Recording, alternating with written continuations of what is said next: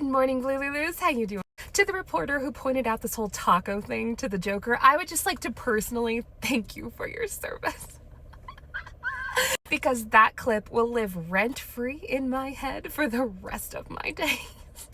During a press conference, she's like, "Excuse me, Mr. Joker, I would like to point out to you that these broskies on Wall Street are saying that they're not worried about you because taco." He's like, "Taco? What do you mean, taco?"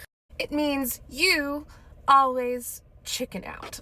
And you could see the wheels like turning in his head, and he like looks up like this and he goes, "The Joker always kicks them out. I kind of like the sound of that." Because he forgot for a second that kicks doesn't start with a C.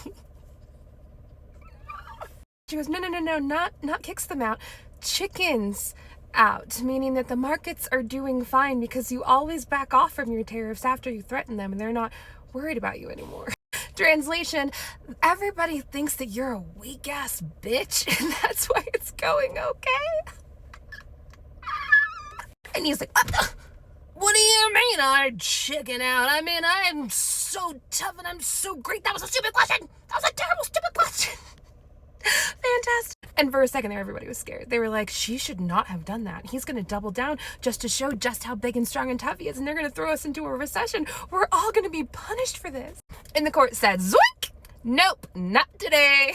And they removed his ability to put tariffs on anybody. Even the ones that have been there for a while, the ones on our northern neighbors, our southern neighbors, everybody. They said that, no, tariffs are not your job.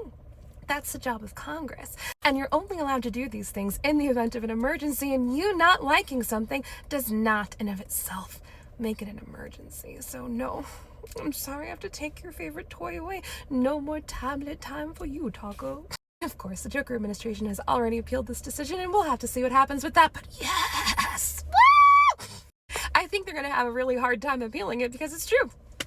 It's not his job, and we're not at war. Period. Goodbye. I really hope that that's the decision. It's not your job, we're not at war. See you later. And not one to be outdone, our new Pope Leo XIV said, you know what? You keep talking about God blessing America, and maybe we should. I think I'm going to deliver the first Gotham City papal address since, I think, Pope John Paul II. Don't quote me on that, but I think that was the last time the Pope was here. And I think I'm going to come to Chicago. I'm going to have the biggest mass of all the masses. It's going to be so fun. I'm penciling it in for June. Do you have anything going on in June? "Oh yes, I have my giant fascist birthday party. It's going to be the best birthday party of any birthday party that's ever birthday. It's on June 14th.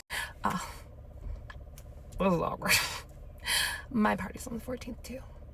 And, you know, my papal schedule is super full, and it's not something that I can reschedule. But I'm sure everybody will be able to watch both. They'll be able to do both things, right? Yeah, that's when I'm coming to.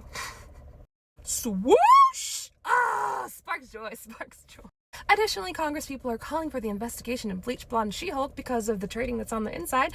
That should be pretty easy, I would hope. And 2 Team Red Congress members actually held town halls, which, I mean, I guess good for them for trying, and they were actively booed the entire time. The veil is getting really thin.